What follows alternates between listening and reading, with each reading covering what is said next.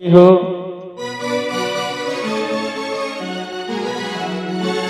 एक दिन की बात, भगवान के बाल गोपाल सब मिलके आज बोले, प्रभु घर में बैठे बैठे बोर हो जाते हैं, एक आध बार घुमाने फिराने कभी बाहर ले जाया करो। तो भगवान बोले, चलो आज हम तुम्हें पिकनिक मनवाते हैं। तो सभी बच्चों के साथ निकल पड़े घूमने को। भगवान घर से बाहर, तो घूमते घूमते के बाहर सुंदर बगीचा मिला। गर्मियों का समय था, ठंडी हवा चली तो वृक्ष की छांव में भगवान बैठ गए और बच्चों से कहा कि तुम खेलो कूदो, हम जरा यहाँ आराम करते हैं। तो बच्चे सब गेंद लेकर के खेलने लगे और कंदरू कीड़ा करने लगे। तो खेलते खेलते एक बालक ने गेंद में इतनी जोर से ठोकर मारी कि पट्टा खा करके एकदम से कुएं में गिर गई।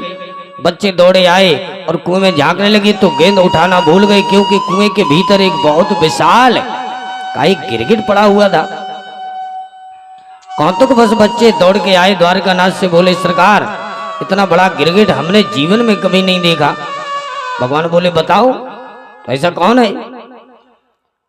कौतुक बस भगवान ने जब आकर के गिरगिट तो देखा, तो ज्यों ही उसको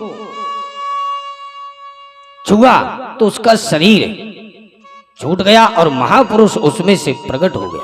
भगवान बोले, भाई तुम कौन हो। तो अपना परिचय देने लगा। नृगो नाम नरेंद्रो हम इक्ष्वाको तनया प्रभो दानेश्वराख्यायमानेषु यदि ते कर्णमस्पृशम्।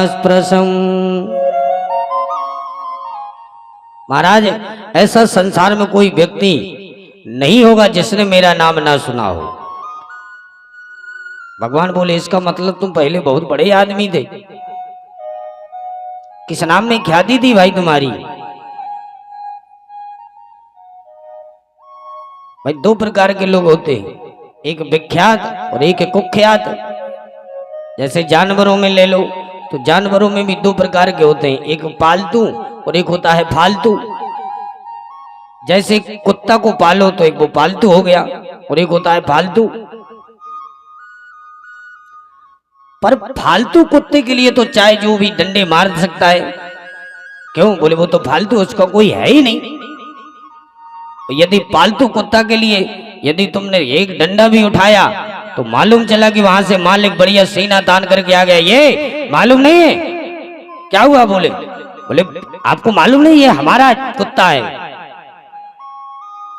तो फालतू के लिए मारना बड़ा कठिन है।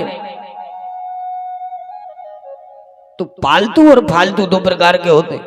ऐसे ही भगवान ने कहा, भैया तुम्हारी ख्याति किस काम में थी, विख्यात हो कि कुख्यात हो। भाई अच्छे में भी एक नाम होता है और एक बुरे में भी नाम होता है। तो किस चीज में तुम्हारा नाम है।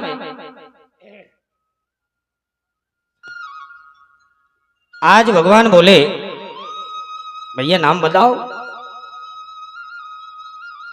तो उसने नाम बताया, महाराज मेरा शुभ कार्य में नाम है और महाराज मेरा नाम है प्रभु नृग। इसलिए दानियों में यदि कहीं चर्चा कर लो मेरा नाम तो आपके कान में जरूर पड़ेगा। दानेश्वराख्यायमानेषु यदि ते कर्णमस्पृशम्। बोले, अच्छा ऐसा तुमने क्या दान किया। तो बोला, महाराज मैंने गौ दान किया है। कितनी गायों का दान किया। सोई हंसने लगा, बोला, ये प्रश्न तो महाराज ऐसे कर रहे हो आप कि जैसे बारिश के समय में यदि कोई कहे, क्यों भैया इस बारिश में बूंद कितनी है, कितनी बूंदें गिनी।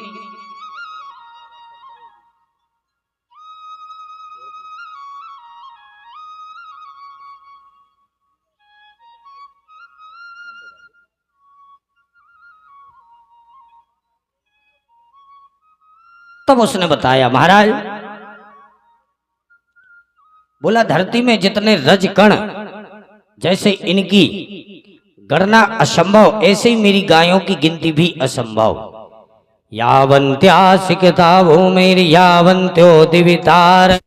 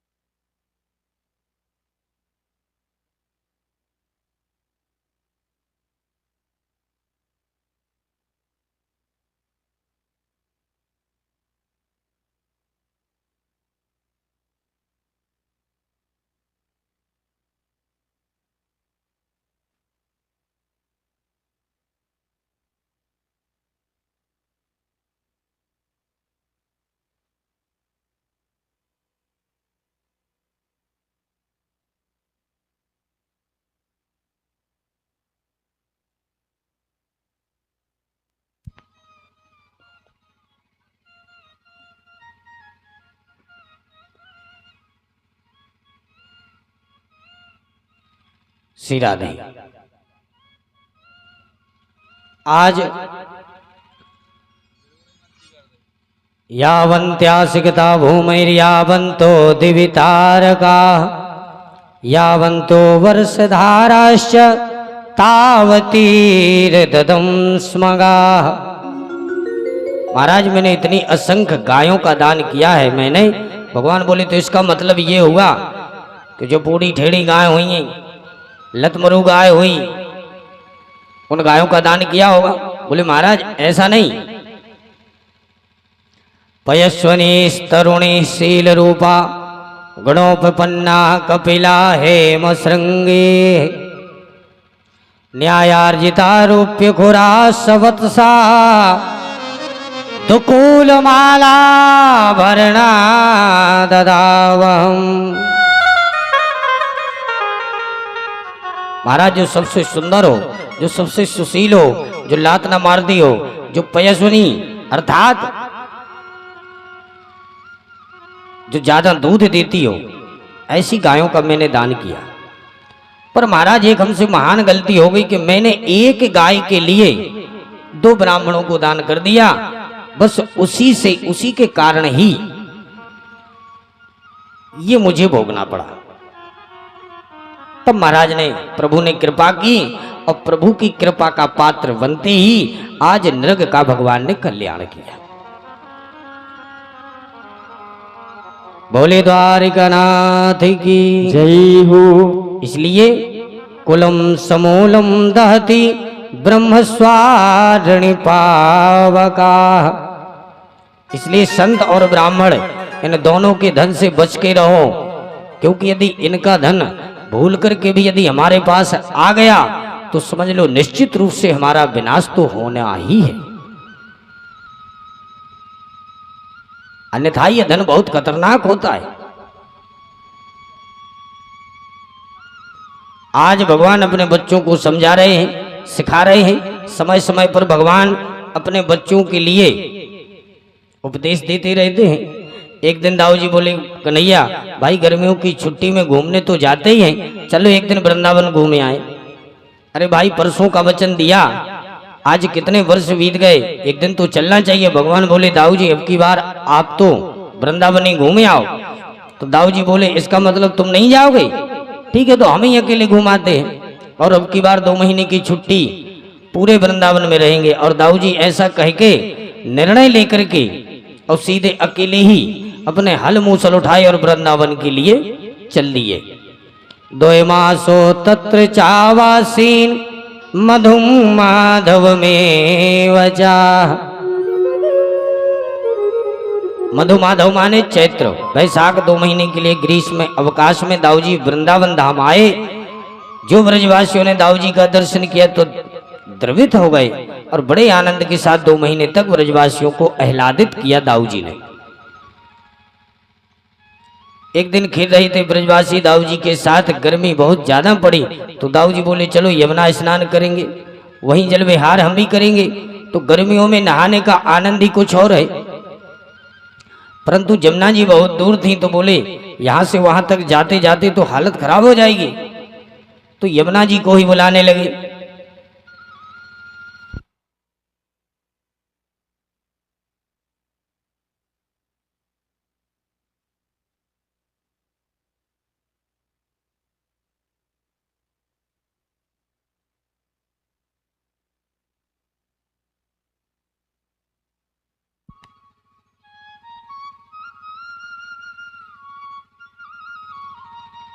बोले यमुना को यहीं बुलवाए लेते हैं। और जो दाऊ जी बोले ए यमुना इधर आओ, जो आदेश दिया सोई यमुना जी बोली। ऐसे घर घर नहवाने जाने लगी तो यमुना का तो हो गया कल्याण। गरज पड़े तो जो आओ मेरे पास, पर मैं नहीं आती किसी के पास। जो इतना सुना दाऊ भैया ने तो एकदम गर्म हो गए और बुलाने पर जब नहीं आई तो दाऊ जी ने अपने हल मूसल उठाए और यमुना जी को खींच करके बुरी तरह से डांटा। पापी वे तुम मया हृता। यमुना आज तेरे सतखंड करके जगत से तेरा अस्तित्व समाप्त कर दूंगा।